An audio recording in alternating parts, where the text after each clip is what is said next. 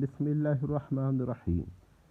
آج ہم کچھ بحث تعویل کے قاعدے پر کرتے ہیں۔ تعویل سے مراد مجاز ہے، خواہ تعویل عام مراد لی جائے یا تعویل خاص، مطلب یہ تو اقسام ہو جائیں گی نا، تو تعویل سے ہم نے مراد مجاز لی ہے۔ اب اس پر اہل سنہ کے تمام فرق کا اتفاق ہے کہ ادلہ شریعہ سے تعویل ہو سکتی ہے۔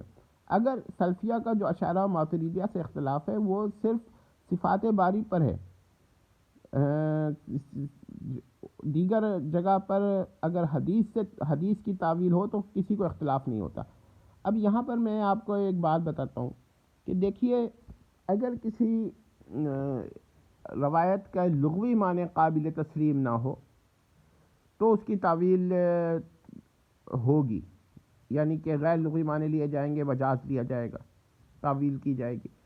اگر اس کا لغوی معنی کا لازم قابل تسلیم نہ ہو تو پھر بھی تعویل ہوگی، کیونکہ لازم کا جو ارتفاع ہے اس سے ملزوم کا ارتفاع لازم آتا ہے، بلکہ لازم کا ارتفاع ملزوم کے ارتفاع پر دال بھی ہوتا ہے ساتھ ساتھ۔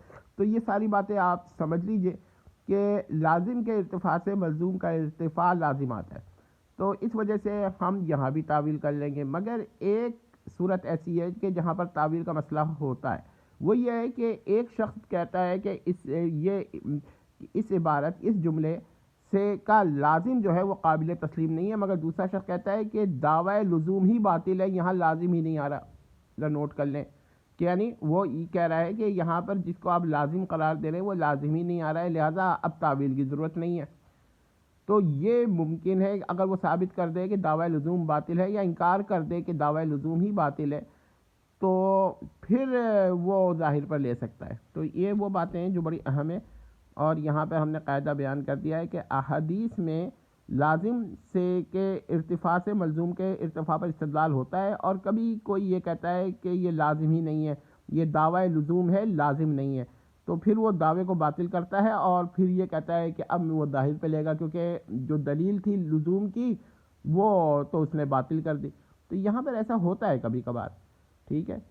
تو لیکن اس پہ مزید تفصیلات بھی ہیں جو انشاءاللہ پھر کبھی بیان کریں گے۔ آج میرے بیان کرنے کا مقصد یہ ہے کہ احادیث میں یہ شرط نہیں ہے کہ اتنی تعداد میں احادیث ہوں تو تعویل ہوگی، ورنہ نہیں ہو، اس سے کم یا زیادہ ہوں تو پھر نہیں ہوگی، یا اتنی تعداد سے زیادہ ہو جائے تو تعویل نہیں ہوگی، اس سے کم ہو تو تعویل ہوگی۔ یہ کوئی قاعدہ نہیں ہے اس طرح کا، ٹھیک ہے۔ پھر یہ قاعدہ کہ بھائی اچھا ہاں، یہاں پر ایک بات کہتے ہیں کہ اگر کوئی کہے کہ بھائی ظاہری معنی کا انکار جو ہے نبی سے اختلاف کرنا ہے، تو یہ غلط ہے۔ اگر حدیث سے ہی حدیث کی تعویل ہو رہی ہے، یا عقیدہ سے، بنیادی عقائد سے ہو رہی ہے، تو اس کی میں مثال کبھی دوں گا، تو اس وقت آپ کو یہ قاعدہ سمجھ لینا چاہیے، اور اپنی طرف سے قواعد بنانے کی ضرورت نہیں ہے، اور اگر کوئی بنائے گا تو وہ تسلیم نہیں ہوگا، یہ بھی یاد رکھیے۔ والسلام تمت۔